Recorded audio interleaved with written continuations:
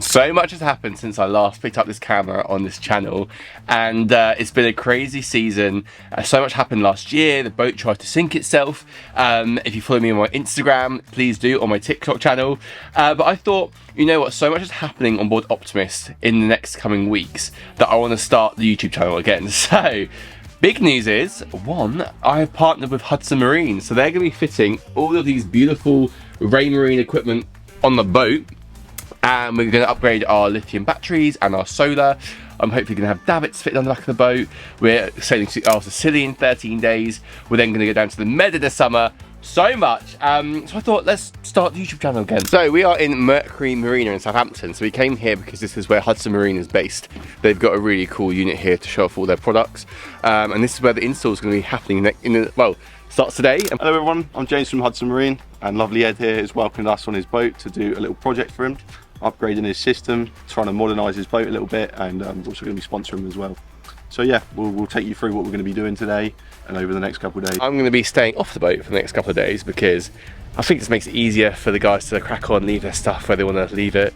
I mean, we have turned the boat upside down to allow for all these cables to be run. But yeah, so day one, and tomorrow potentially up the mast. Friday, hopefully some sea trials to calibrate everything. And then hopefully I can be off on Saturday to test it out, give it a bit of a shakedown. So what we're doing now is we're running the cables through the boat, doing all the stuff that's sort of not too pretty, the stuff that you've got to do to get the boat working. Okay, so down here we have the Raymarine current flux gate, which we are replacing for a Raymarine EV1 heading sensor, which will be a lot more reliable. But James is also replacing all the cables for new. So yeah, that's the start of the autopilot upgrade. We've taken everything apart at the chart table, and we're going to take some of the old kit out now. So we're going to take out the old VHF and a couple of the old units that I think Ed said he's going to try and give away. So yeah, we're going to take those out now and run some cables to them as well. Okay, so James and I have taken the ceiling down just to have access to the cables. But if anyone's ever removed their ceiling before, they'll understand that on an older boat there is this horrible foam that they put up, and it's basically pretty much decomposed. And it just goes everywhere, and it's like spray glue and foam, and it's just the stickiest stuff in the world. So we're up here, and James is going to replace all of the new instruments here on board. Half of mine don't actually work, so we're replacing them for the new Raymarine i60s, which can look very sexy, I'm not going to lie. And at the back here, the backbone of all of this, we currently run Sea-Talk 1 on board, which is like very old school. And we're actually replacing it to Sea-Talk NG. So we're running new cables to make this an NMEA 2000. So basically what that means is these cables can give the displays data a lot faster. So you're running much more in real time, which is great for wind speed, wind gusts, especially depth in shallow water. Mine has a lot of lag. Currently running Sea-Talk 1, so I'm excited to see how the speed helps my navigation really. Okay, so what we're doing now is, as we're running the cables for the companionway displays, we're now going to take the cables, as we've now got all the panels out, we're going to take the old radar cables out, 2 cables of network and power, along here and up to your mast foots, so there'll be new cables in the boat for the radar. James has just pulled through all the old radar cables. So back in the day they used to incorporate both power and data, but our new radar is got built-in Wi-Fi board, so it only needs power, and then it wirelessly connects to the chart plotter. Yeah, so we're good to go. And they are often asked how reliable the Wi-Fi is for the radar, and it's pretty much bulletproof. We're at the point now where James is going to fit the new instruments, which I have just on the coach roof over there for my wind depth and speed, which I'm very excited about. And after a whole year, nearly a year and a half on this boat, I realised that my depth, what do you call it? Is it a transducer? It's the speed transducer. The speed transducer, sorry, was never in. It had the blank in. So that's why my speed never worked, and I just didn't think to check. I reckon we're right.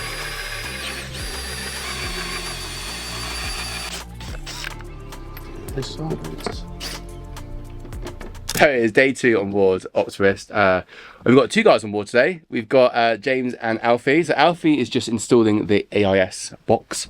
There's surprisingly quite a lot of room on this boat where the wires go, because it's not normal, is it, on boats? Not at all, no. No, so we've got quite a lot of room to work with.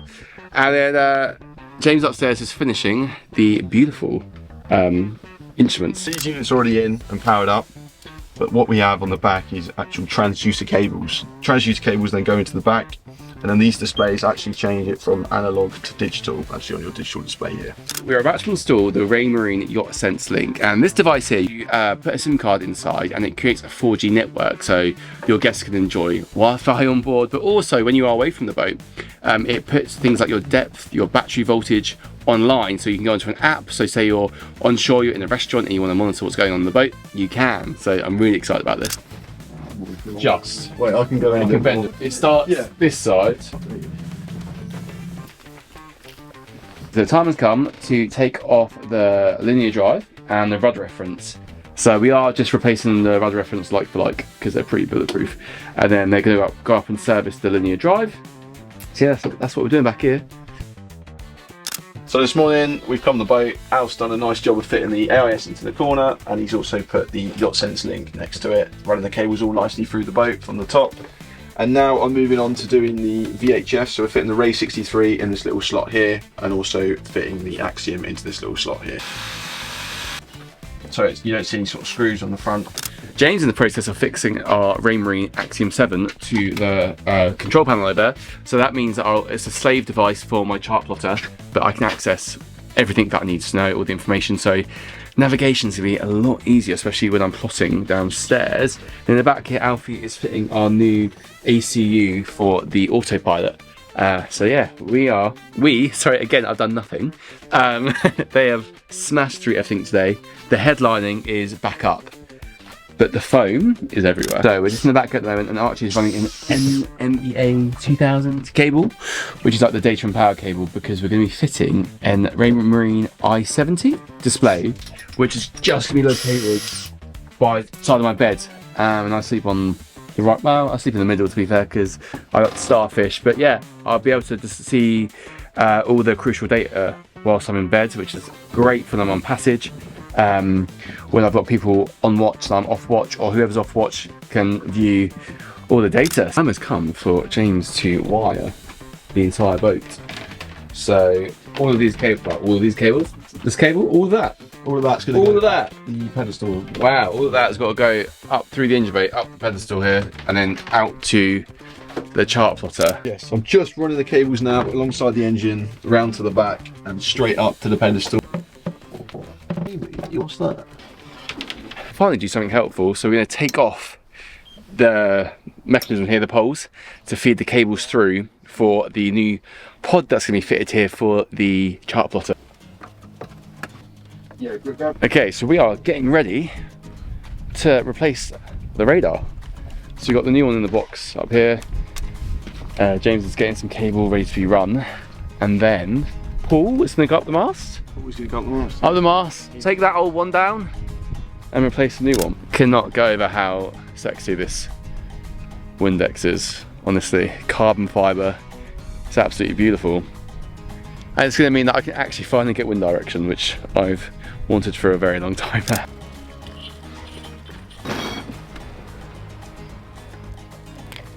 So this is the old wind vanes transducer that's been up the mast for over 20 years, and it is safe to say it was well overdue an upgrade. So Paul is up there at the moment, putting the new one on. Paul's at the mast at the moment. He's taken off the old wind transducer. We've taken the cable out, we've strung it, and we're going to string the new cable in. And Paul's going to attach the wind transducer to the top of the mast.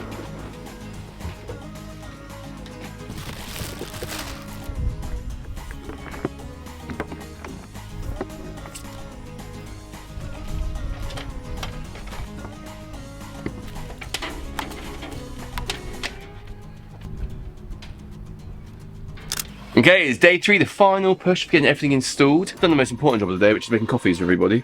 And I'm hoping that we will get everything done, and tomorrow we can go out and sea trial. So currently we're getting the cables up now, the pedestal. We've got them out the deck, and we're just going to run a string through the actual metalwork, cut a hole and bring the cables out ready for the pod. So right now we're just making a new panel up, or a couple new panels up for its main panel on his chart table. as his old kit has left a couple holes that we've not been able to fill yet. So we're just sort of finalising the chart table area now, and one of the final tasks to do is to fit the GPS for the AIS. These new GPSs have to have their own separate GPS, permanent one, that's just dedicated for the AIS itself, so that's what we'll be fitting up here.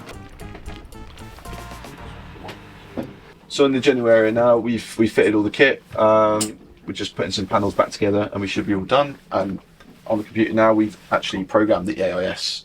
As you can see, you've got all green ticks on the side and you've got a VSWR of 1.5 to 1, which is quite a good reading for your antenna.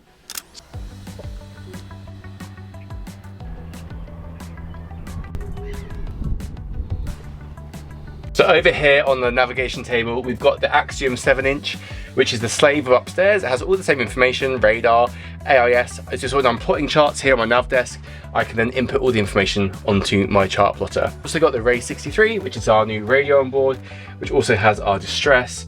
I've also got my navigation, everything like that. It's a beautiful looking bit of kit. Heading into the back of the boat, into my cabin, we have a Ray i70 display, and this is basically a mini version of all the information that I have around the boat. So it's run on the NMEA 2000 cables. So I've got my wind speed, apparent wind, I've got depth, boat speed, AIS, radar, all the information at the tip of my fingers. So whilst I'm in bed, I'm at anchor, or I'm underway and I'm off watch, I can view everything that I need, which is just incredible. So up on the companionway here, we have our i60s, and these are new displays for our depth, wind and boat speed. And also we have up here, this little mushroom here is our yacht sense link. The most amazing thing about our new autopilot, which has 9-axis stabilization, is that there's a button here on the panel, and if I press it, it puts the boat head to wind. So when I'm putting the sails up, when I'm by myself, the boat will stay head to wind whilst under its own pilot, which is absolutely incredible. And of course, at the helm here, we have the creme de la creme, which is our new Axiom 9-inch Pro chart plotter. It's got our radar, which has also been replaced at the top of the mast here. So that is a Wi-Fi enabled radar. So it links here to my plotting system. So what I'm gonna do in my next video is produce a lot more in-depth information about this chart plotter, because there's so much that you can do with it. For now, I'm just so grateful to Hudson Marine for believing in me and Optimist, and for putting all this equipment on the boat. I cannot wait to show you guys all the ins and outs of how it's used, how it benefits my single-handed sailing. So we are out, there's like 25 gusting 30 knots. I've got one reef in the head sail and 2 reefs in the main. We're kind of on like a beam reach, but we've got a bit of a following sea, and if anyone knows anything about like older autopilot, it does not like following sea, but this new 9-axis stabilization is eating it up.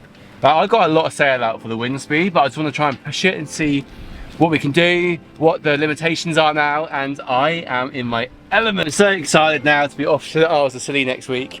I think there's a bit of a high pressure coming through, so I don't know how much wind there's going to be, but hopefully out in the channel it might surprise us with a bit of wind. Honestly, this space is like glued. Because like having the charts at my fingertip just means like we're going through like 5 meters of water. It's like pretty shallow out here. There's a bank that I can just see what's going on rather than being on my phone all the time, draining my phone's battery. We've got Starlink coming, even more exciting. But guys, thank you for watching. Stay tuned, give us a follow if you haven't already. Please leave a comment. I'm always interested to meet you guys, learn more about what you want to see. And yeah, the adventure starts now. First of all, the Isles of Scilly, then we're heading to the Med. So please do stay tuned. And please, yeah, guys, I'm over the moon.